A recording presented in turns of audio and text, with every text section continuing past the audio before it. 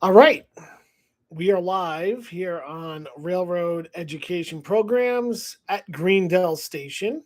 And I'd like to promote Greendell Station as this is an active uh, project that some members in the Lackawanna Cutoff Historical Committee are actively pursuing to make the train station into a museum. So we're going to try to educate the public through videos, live videos, recorded videos. And so here is our opening video on what is a rail fan and what do rail fans look for while they're rail fanning. Okay, so a lot of people in the, we're in the North Jersey area, but all over the country, they see these trains go by. Some people, I guess, if they're not paying attention, listening to music, if they're taking the train, do they really know what's going on? Do they understand? Does the general public understand? Well, we're going to try to um, educate some people, and we'll do some history here, and we'll talk some trains over the next couple of episodes, and we'll see how this goes. So again, this will be uploaded on the Greendell Station Museum Facebook page as YouTube channel, as well as Railroad Education Programs. So I am going to actually share my screen in a moment here. So we're going to go over to, if I can do this, we are going to go to my PDF. I'm going to share this here. Okay. So, um, okay. So let's take a look here. What is a rail fan? Okay. This is anybody. Anybody can be a rail fan. People of all ages. Children, teenagers, adults, retirees, people, men, women. It doesn't matter. Anybody can be a rail fan. Okay, and a lot of people, they use computers, and the younger generations always on their phones, and the phones do come in handy, for tracking trains. But you'll get to meet people. This is a an exercise in using emotional intelligence and being and using your human emotions, not AI. All right. And the best part about this, it's an inexpensive hobby. Okay. So you don't need expensive gear. All you need to do is start to understand how the railroads and what the trains are. And that's what we're going to be here to do. So for anybody who is new to this and would like to, you know, maybe somebody 3, 4, 5 years from now will come on to this and see what we're doing here. Okay. So let's start off with passenger rail. Passenger rail. Okay. Um, so I'm just going to stop for a second. Stop sharing here for a second. Passenger rail. The general public, the media, the news media, whenever there's like a derailment or something or an incident, it makes the news. Amtrak is the national passenger, federally operated, um, and the states chip in money, railroad company, long distance, Northeast corridor. A lot of people in the Northeast corridor, celebrities, news journalists, they use it between New York and Washington, or Boston and New York, or Boston and Washington, whatever. So Amtrak is the national passenger rail network, and it's big in the Northeast. Commuters, business travelers, college kids, day travelers, they use Amtrak all the time. Okay, as a matter of fact, I'm going to show you guys some pictures at the end here, and we'll take a look at what an Amtrak train. Actually, let me do it now. Let me do it now, if I can, as we have this all set up here to go. Let's see if I can share my. I want to share the desktop here. I don't know if I want to do that. I might not be able to do the Amtrak share today. Um, because I'm on Chrome, but we'll figure that out. We'll have another video on just Amtrak. Okay, so Amtrak is the national network. Commuter rail lines. Commuter rail lines is, and we live in North Jersey. I do. This is New Jersey Transit. If you're in the Philadelphia area, this is SEPTA.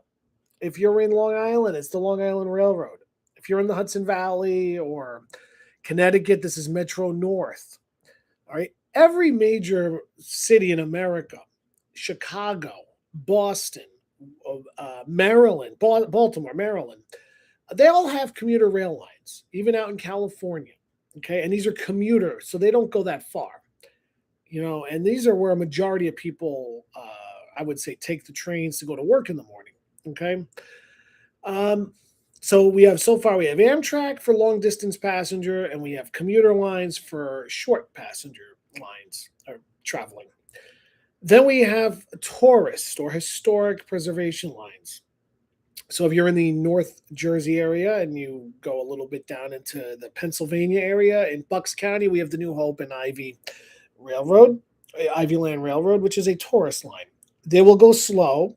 This is where you bring your family to go on an outing, to do a family outing, or your girlfriend or boyfriend, and that's what that's for. The New York Susquehanna Technical and Historical Society runs a steam engine down on the Belldell line, which we'll get into in future episodes, and they operate in a couple of miles, and they go on it's a tourist line along the Delaware River, and it's going to go slower than a commuter line. It's going to go much slower than Amtrak, but these are fun activities you do with the family. Okay, and they're all over the country. These exist all over the country. Then we have urban transit, right, which carries people in urban areas. Okay, and that would be like a light rail system, which is essentially a modern day trolley. All right, and subways, which go underground. New York City subway, for example. PATH, which stands for Port Authority Trans Hudson. Okay, so those are your passenger categories. Okay, those are the passenger categories you have. Okay, so again, this is like an introductory, lesson into rail fanning, and that's the passenger side. So we're going to continue with the freight now. All right, because maybe some of you guys live in an area where there's not too much passenger. Maybe you live in a more rural area and there's freight trains operating over there. Let's take a look at the freight trains now. Okay, so moving on down, freight trains are the backbone of commerce. They are there to make money for the company. All right, passenger trains usually don't make money, by the way. It's usually subsidized. Okay, so we have a long distance freight trains and freight carriers, and those companies include CSX, Norfolk Southern, in the Northeast. Okay, and they have long haul crews. These guys go hundreds of miles over sometimes multiple states. The train crews that go for these long distance trains, they stay over at hotels. They come back the next day. Okay, and this is where the companies make a majority of their money. And I'll tell you what they're hauling momentarily. Okay, then you have like middle of the road. Sometimes they go a little bit farther. Sometimes they don't. An example of that would be the New York Susquehanna and Western Railway. And they go between North Jersey and Binghamton, New York, and everywhere in between, and Syracuse, New York, I should say. And it's not a super big company, but it's not a short line, which is the next category of railroads I'm going to get into. It's like a middle of the road. And then we have a short line railroad, which operates basically 9 to 5, Monday through Friday. It's your mom and pop railroad company. All right. The Morristown and Erie is the perfect example of this. Okay. They operate on New Jersey Transit tracks, but they service local customers in the area. The SMS lines in South Jersey, Delaware Lackawanna Railroad in Scranton, the Reading and Northern, which is one of a lot of the rail fans like this railroad because they do both short line freight and they do passenger. Okay. And again, we'll do future episodes on each one of these. So now we moved into freight. What are the freight companies moving? What types of trains are there? Okay. Well, long distance ones are carrying mostly intermodal or stack stuff, stack material, stack trains, they call them. This is your UPS trailers that go on trains, your Amazon trucks. They actually go on train cars as well, and they will send a whole train full of these things or it seems like the whole train is Amazon or UPS, and they will ship them from like North Bergen all the way out to Chicago and Los Angeles. Okay, instead of having all these trucks on the road. All right. So these are the double stack container trains. And again, in future episodes, I'm going to get more into detail. We'll have images and videos of these. Okay, that's primarily what these railroad companies, CSX, Norfolk Southern, operate here in the Northeast, and Burlington Northern, Santa Fe, and Union Pacific out west. Then we have unit trains. All right, it's basically a train that has all of the same types of cars on it. An oil train, okay, a crude oil train, an ethanol train, a coal train, a grain train, a stone train. The whole train is going to be the same cars on it, carrying the same material, all on one train. Okay. Then you have a mixed freight train with box cars, tank cars, gondolas, hoppers, loads and empties. It's called a general merchandise train. And these operate all over. Less and less. You see more of the unit and the intermodal trains these days. And then you have auto rack trains, which carry cars from plants to maybe to Port Newark to go overseas or vice versa. Usually new cars and trucks from manufactured plants and then to the dealers. Okay, so listen, we have a lot of different types of trains. This is a basic overview. Okay, there are other types of trains that we'll get into over, like like the ones you see at like a zoo maybe. I don't even consider those trains. I guess for kids they are, but we're going to stick to the passenger and the freight, and we're going to stick to the tourist for future videos. But so rail fans will go out and see these trains, and they will go identify the locomotives. They will go to historic places where these trains pass. Okay. And that's what rail fanning is. And if you get into the hobby, then you start to, take it seriously. You can listen to the railroads on the radio. That's a future lesson we're going to do on here, a future episode. So rail fanning encompasses passenger, freight, light rail, subways, and the locomotives are pretty cool. A lot of rail fans go after the older ones. All right. And the heritage units, which is really something that's going on right now in North America. Okay. So let's see if I can. No, I can't do that. I'm going to stop sharing that. I wanted to see if I could get some pictures up here, but I guess I'm not going to be able to do that.